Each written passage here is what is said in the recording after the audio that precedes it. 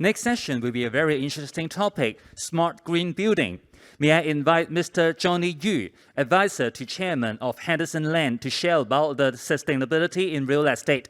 Thank you, Mr. Yu.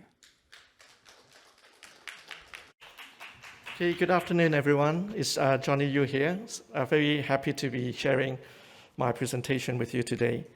So just now, let me go back to the previous slide. Okay. Today, I'm going to spend the next 15 minutes to focus on green building and our sustainability strategy at Henderson Land. And in case we do not have time to go through everything, you can go to our website, which is www.hld.com. And this is the latest sustainability report that we have displayed in the website. So, okay, let's get started. At Henderson Land, we take sustainability very seriously. The reason is because, as you know, a lot of carbon emission comes from electricity generation, and buildings do account for a significant amount of energy usage. And hence, as a responsible developer, we have to be responsible in the way that we build, we develop our properties, and how we manage our properties. And in addition, there's another hot topic, which is climate change. So when we come to construct our buildings, we also have to take into account of extreme weather, such as typhoon, sea level rise, and also other, disease and COVID situation. And hence, we have a very clear sustainability vision, which we combine our sustainability into our corporate business strategy in order to combat three major issues. The first one is climate change, as I mentioned just now.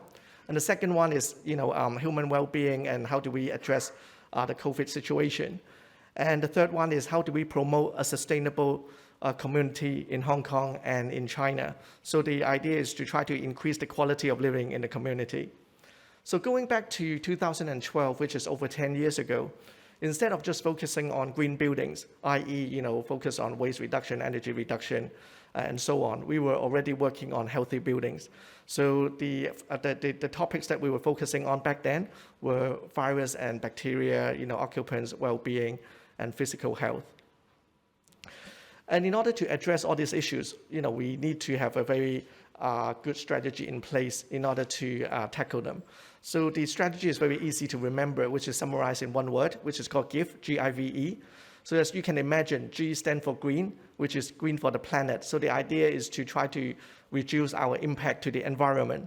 And innovation, is not just about technology innovation, but also social innovation in the way that we develop the urban renewal projects. And V is for value for people, i.e., we focus on our staff and our partners' health and wellness. And finally, E is for endeavor for the community. So you can see all these four strategies that we have in place are actually addressing some of the United Nations sustainability goals at the bottom. So now I'm going to use some example and show you how we incorporate our sustainability into our day-to-day projects and work. So you can see for green building, we are designing this for our planet. For healthy building, they are designed for people.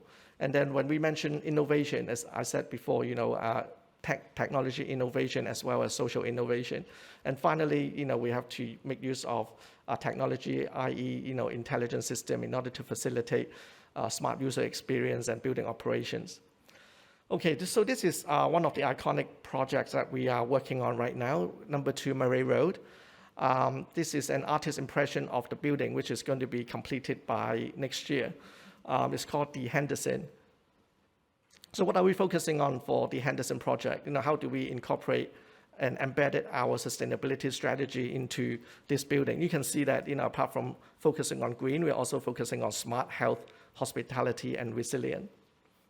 And on the 20th floor of this building, you're going to see a lot of greeneries, a lot of plants, a lot of space for, our tenants to focus on wellness programs so people can practice yoga and other healthy activities on this floor. And also this is going to be like an urban oasis where you see a green hub in the heart of the city. There's going to be a lot of connections, for the tenants from this building to the MTR, to nearby restaurants, to nearby shops, and so on. And if you were to look at some of one of the press releases that came out a few months ago, we actually worked with the government to manage the park right in front of this building. So we are trying to promote, the whole community instead of just focusing on our building. And for this building, it's going to be a lot of high-tech stuff that you can find inside the building for our tenants and for us. So you can, let me show you just some examples. On the right-hand side, you can see that we always work with the best in the industry. So for design, architect is Zaha Hadid, which is very famous for curvature in the way that we design the building. Ronald Liu is going to be our lead architect, and Arab being our sustainability consultant, which we talk, very often on sustainability for this project. Microsoft is our IT consultant, PwC is IT securities, WSP being our building services consultant. So at the same time, when you talk about property, the word PropTech or digital twin often comes up. So it's a virtual representation of the physical building where we will be able to perform a lot of the integration, simulation, testing and monitoring, so that it enhances the way that we make decisions, for the building. So there's going to be a lot of data that will be generated from the tenants, and then we can use those data to perform a lot of analysis. And one of the innovative technology that we have in place, or we have patented this technology already, is called the solar responsive ventilator, which we work together with our partner to develop this technology. Basically, SR3 is connected to a weather pillar, which will constantly monitor the weather data such as wind speed, humidity, weather, and so on.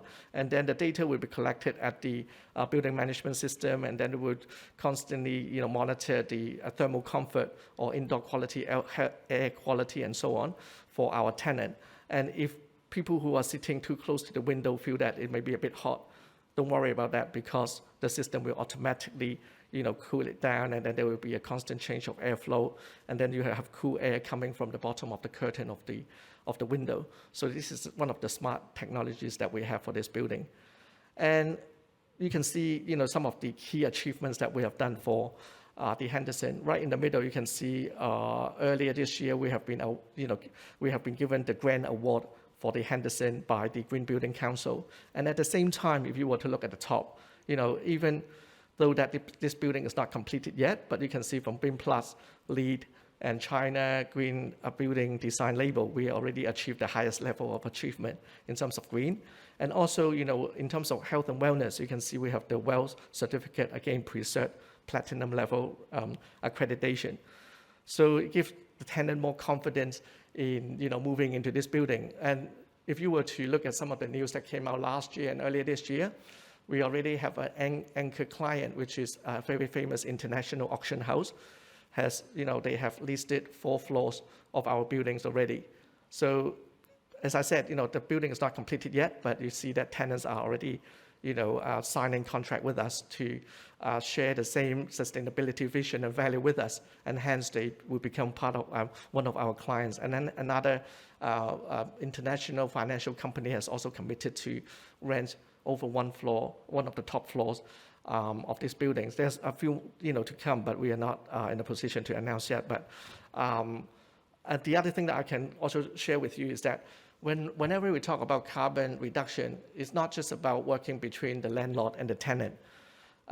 We have recently introduced a program which is called the ESG Partnership Program, or a quick word to summarize this is LEED, LIT.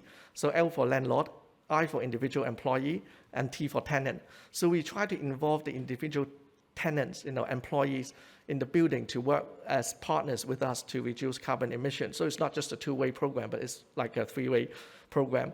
And for those who do well in ESG as an individual, we will reward them with Henderson coins, hand coins, and then they can use hand coins in our supermarket, our subsidiaries and associate companies, to get some rewards. At the same time, we will do a lot of data analysis, as I mentioned earlier. There's an increasing needs by different companies to perform, to outperform or to do well in ESG, and hence those data that we prepare for them will be useful for the preparation of the ESG rating questionnaires and so on. So I've given you an example on commercial building. Why don't I just give you one more example, which is what we do, how we incorporate sustainability in our residential building as well. One Innovel, I don't know if you heard of this project, but this is one of the best-selling projects recently in north of Fanlang. You can see even when we market this project, we are also using the latest technology, AR technology, to give potential buyer the experience of having an idea what the actual project is like. So there are some computer-generated impressions of the project. So when people scan on the QR code, they can actually have an impression on what this physical project is like. At the same time, as I mentioned before, the landscape itself is going to be a lot of greeneries, vertical greens, and so on. So the idea is to foster spiritual health and well-being for our residents in this project. And at the same time, this is quite unique. You probably have not seen this before, but we are going to have two very unique butterfly gardens and also fireflies habitat in place for this project. So on the left-hand side, you can see fireflies garden are often an important indicator of the clean environment. And also butterfly gardens are often, if you were to look at what butterflies eat, they often just eat one or a few types of plants. So in order to promote diversity of different species and butterflies in the garden, we need to have a lot of different plants in place as well. And that's the idea of when residents are walking along the landscape, they will feel how healthy and how clean the place is. And at the same time, you need to think about renewable energy as well. So at the bottom, you can see that instead of just having normal, conventional solar panel, we have come up with a smart flower solar energy system. So the way that it is being designed, we'll be able to generate 40% more power than the traditional panel that you use in any landscape. And at the same time, we have solar tree and green canopy to collect rainwater, and then solar panel are being installed at the top of the tree, so that the power generated from the sun will be able to use to offset the water pumping system in this garden. And another feature is, in order to lower the temperature of the landscape, we have very big external wind deflector in place. So it is going to guide the wind into the landscape so that, it enhances the natural ventilation in the landscape. And at the same time, we can minimize the air pollutants in the area. And again, so how do we know when I'm walking around the landscape, I'm enjoying the clean quality of air and and the temperature and so on. So we have a weather totem in place, which is installed just outside the clubhouse, and it is able to measure the data such as temperature, relative humidity, PM 2.5, and so on. And all this data will be sent to a digital dashboard in the clubhouse, and at the same time, residents should be able to read this data from their mobile phone as well. So in order to reduce the risk from moving outdoors to indoors, how do we reduce the risk of contamination? So the way that we thought about this is that when you are actually coming into your residential block, we have actually another patent technology which is called the lift sterilization pod. So there's a real-time monitoring of air quality in the lift, and then again it increases ventilation internally, and also we have the UVC lamp that kills bacteria and viruses, and it cleanses the control panel in the lift as well. So there's an extra layer of protection just before you get into your unit. Just before you get in, there is an IoT sensor outside the flat that will automatically activate the air purifying system indoor, and then you have a lot of antibacterial tiles, floor tiles and paintings, internally in the flat, and although there are going to be a lot of touchless features when you are using your mobile phone. So this is as expected nowadays. When you talk about smart home, you should be able to control everything with the touch of your mobile phone in hand, i.e., gain access to your building, open your letterbox, as well as controlling everything internally in your flat. Again, I'm not going to talk about this. Again, this is another feature that we put in place in terms of the green features. So this is a quick summary of what we have done for this residential project at One Innovel. And again, we have received a lot of awards and recognitions for this project. I'm not going to go through every single one, but I will just highlight two of them. The first one, This is the first project to get the China Healthy Building Design Label 2021 Platinum level, again, the highest level of recognition. And the third bullet point from the bottom, this is, again, one of the first residential projects in Hong Kong to get the first WELL version 2 Platinum pre-cert recognition. So again, when we think about sustainability, when we think about green buildings, it's not just about green, but it's also about health and wellness. So again, third party have confirmed that we have done a good job in what we have done so far. Finally, a few more slides just to tell you what we think about innovation earlier. As I demonstrated, we use a lot of technology in our commercial buildings and residential buildings, but at the same time, when we come to redevelop our urban renewal projects, we often work with the government, we work with the neighborhood, we work with the local society to think about how do we improve the quality of living surrounding us. So you can see this is a project that is done at Sai Ying Pun. We make use of the element of art to enhance and revitalize the community. So you can see how the project was like before and how it was like afterwards. We actually invited 17 local and international artists to do a lot of paintings on the exterior of the buildings surrounding our project, so that nowadays if you were to go there, you probably see a lot of teenagers or people taking selfies at this place. And again, another project that we have is the Wong Po Baker Circle project that I want to highlight. This is like a lot of elements, including art, smart, nature, and resort feature in it. So if you were to think about what Henderson do, we constantly challenge the existing conventions of how we innovate, how we design, how we redevelop urban areas, and we often work with different stakeholders to improve the surroundings. And you can see that when you walk around in Wong Po area, normally the streets are very narrow. It's only like 2 meters wide. So under our development, we are going to widen the street to 3.5 meters. So it actually enhances the quality of living when you are walking around in the surrounding in future. And again, we often think ahead of what our customers and what our tenants need from us. As you know, 2035 and before, the government is going to phase out all the petrol cars. And in fact, if you were to look at all the newly registered vehicles in Hong Kong nowadays, it's probably 1-to-1, one electric vehicle being registered versus one petrol car being registered. So we have a target in place.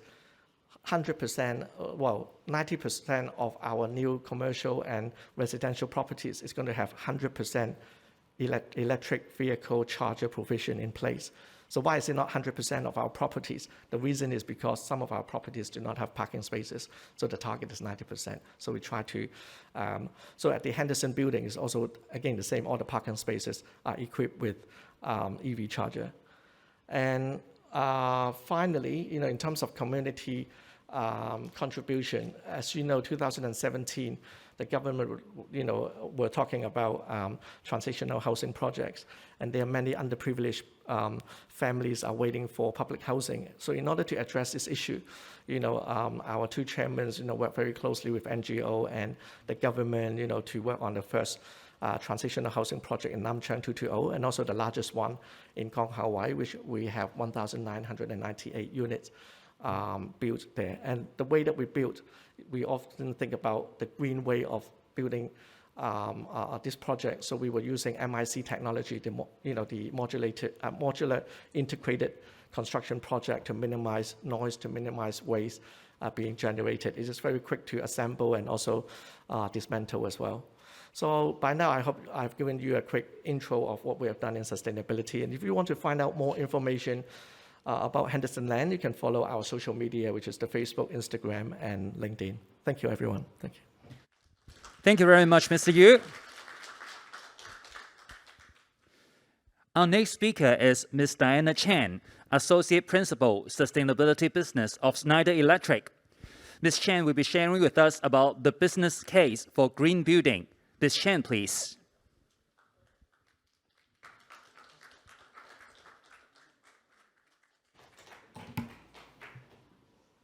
Hi, everyone. Thanks for those of you who are sticking around during your lunch hour. I know it's a critical hour. Okay, well, it's nice to meet you all. Thank you. So I'll be talking to you today about the business case for green buildings. Earlier, we've already heard from some great speakers around the topic of green buildings, around embodied carbon, hydrogen-led future, some nature-based solutions, and also health and well-being of occupants. So today, I'll focus more on how we at Schneider help clients see financial benefits from green building activities, as financial savings as well as financial gain.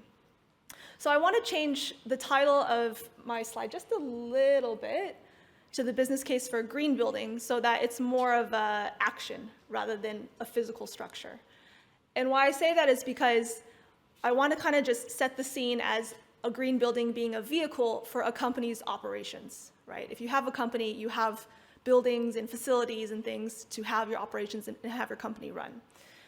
So I'll talk more around sort of the operations of a building rather than the physical building itself.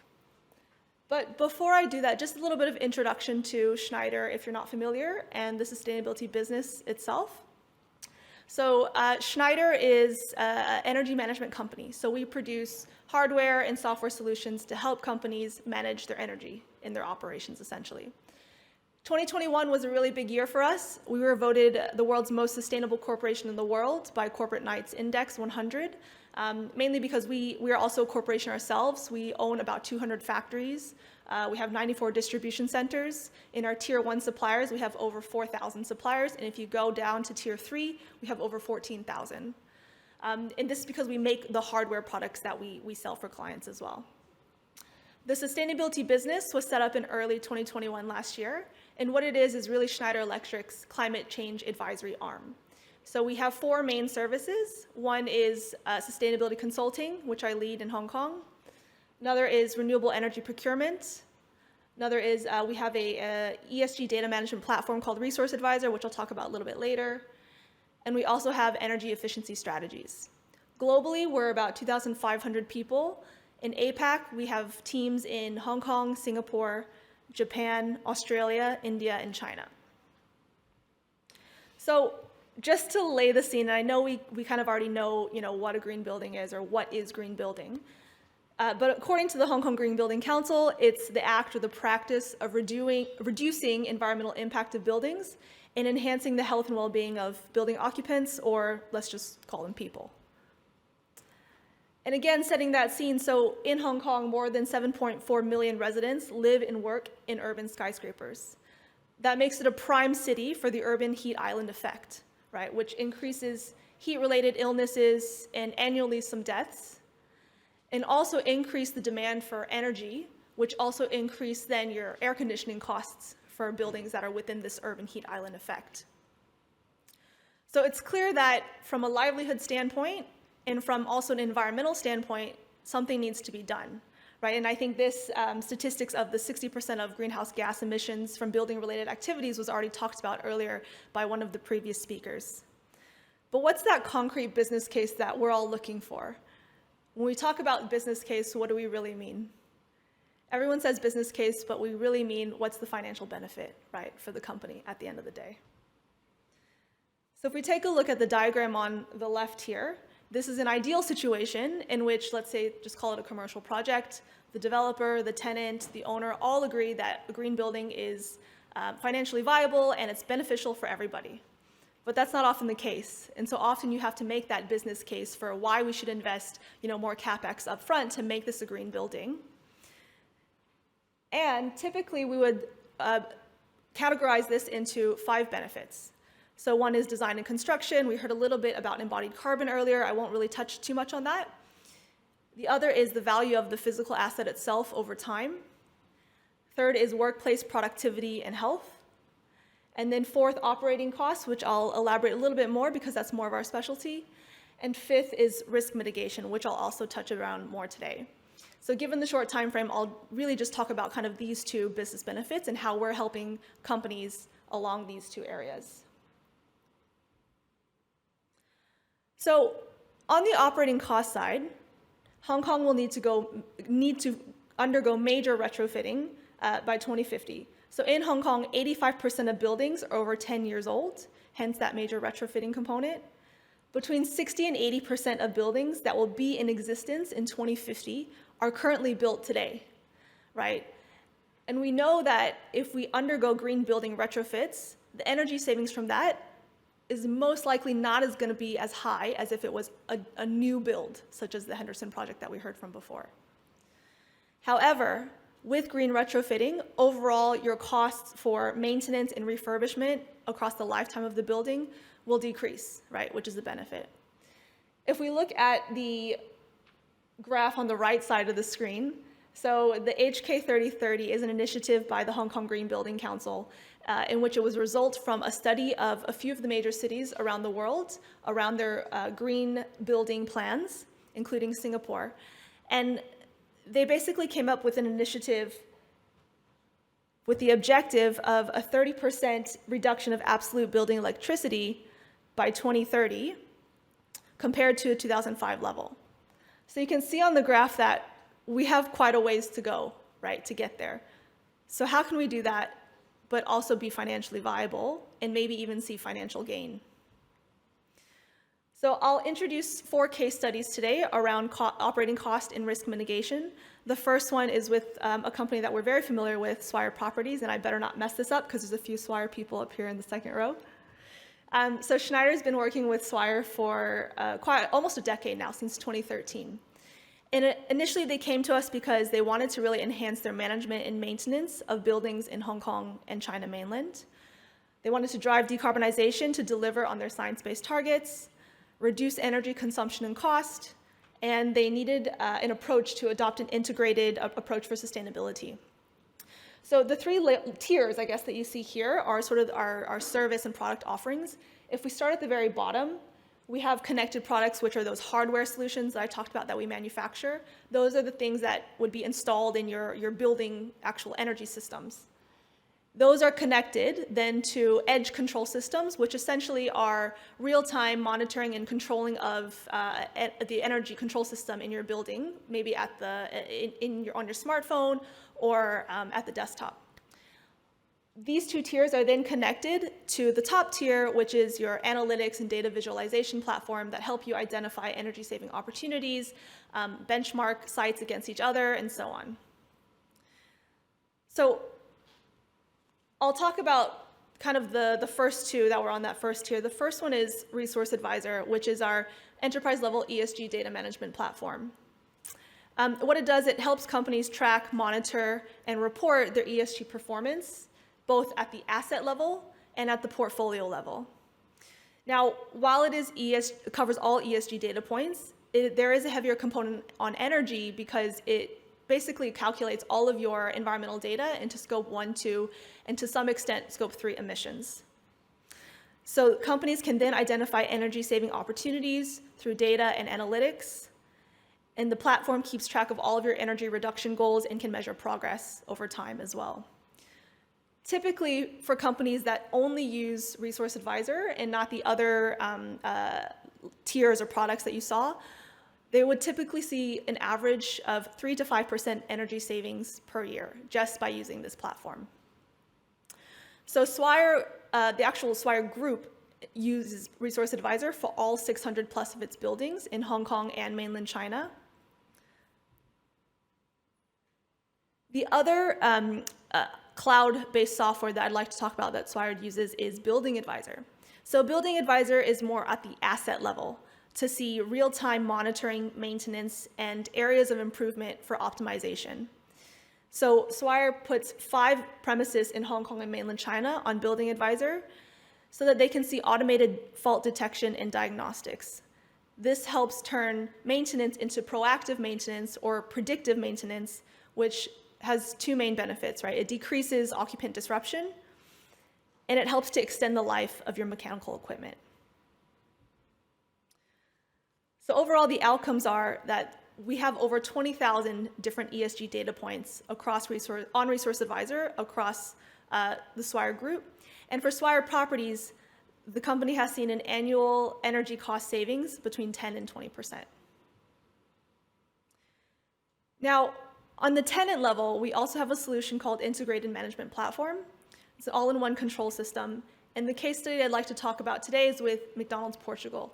While I could talk about how we use IMP, Integrated Management Platform, with companies in Asia or specifically Hong Kong, I want to talk about this one because it was executed for all of the McDonald's franchises across Portugal, and we all know and love McDonald's. We all have cheat days, so we're familiar with the company.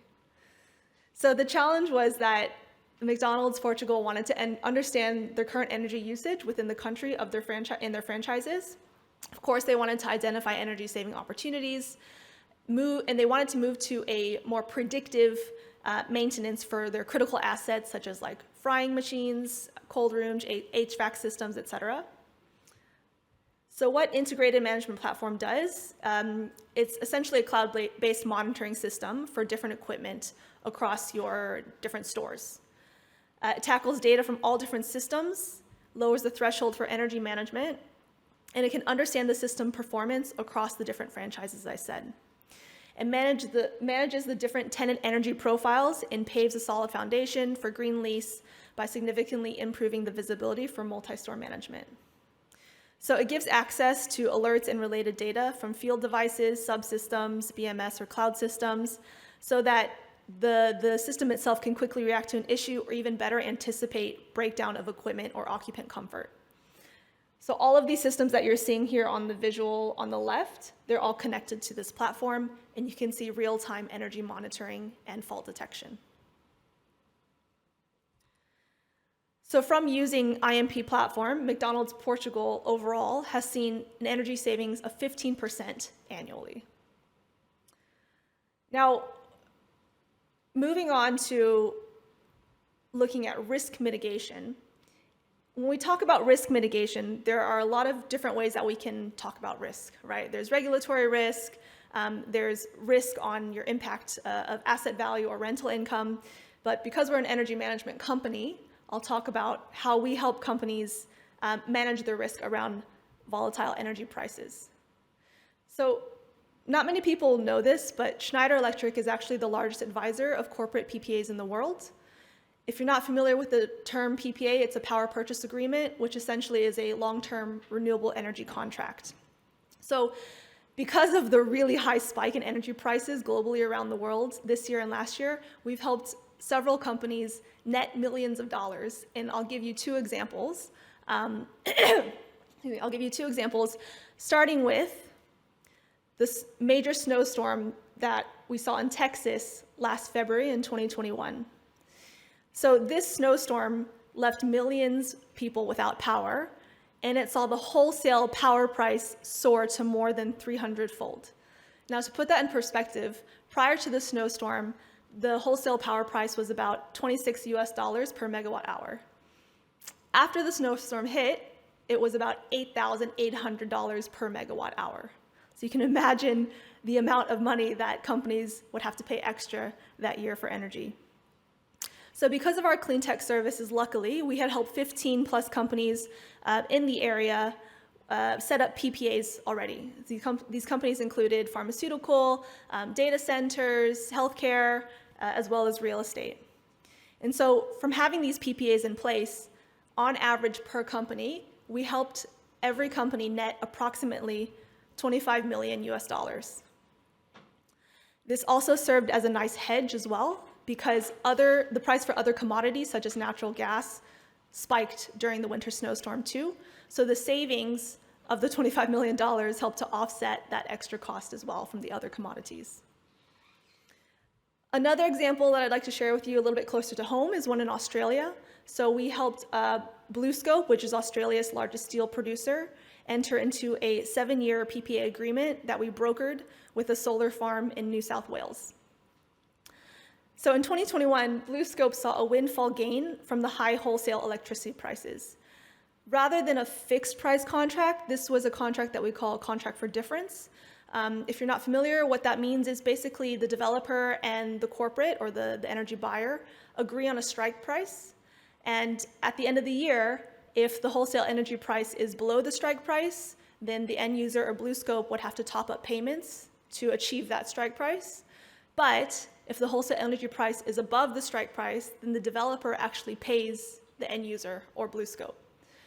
So because of the huge spike of wholesale energy price last year, BlueScope actually had a huge bonus. Anyone want to guess how much the bonus was? Of $42 million. So I would say that proves to be quite a good business case for risk mitigation along these services. I'm close to running out of time. So just to kind of wrap up on this last slide, I know what you're thinking. Diana, how do we get into these millions in Hong Kong? How can we do this, right?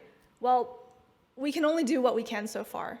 So right now, when companies do ask us that are located in Hong Kong, we try to tackle their operations in neighboring countries that have market availabilities for these things, right? So that's why we have teams set up in Singapore, Japan, Australia. We're actively looking at developing developer relationships in China market as well.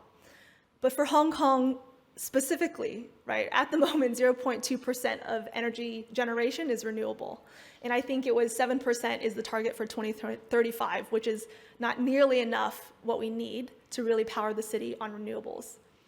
In the short term, right, we've got off-site renewables, on-site solar, that sort of thing, as well as district cooling powered by clean energy. I believe one of the speakers also spoke about this. In the medium term, we have that local offshore wind farm. I think will be ready by 2027. And this could be done by a PPA or green tariff. But I think we need to open our borders and look at more cross-border PPA potential, international RECs or renewable energy certificates, looking at VPPAs. And in the long term, virtual power plants, hydrogen has been a huge topic today that the previous speakers have also talked about, and definitely direct carbon sequestration technology as well. So that's the end of my presentation. I hope I was able to provide a different perspective around green buildings for you all. Thank you very much. Thank you very much, Ms. Chen. Thank you.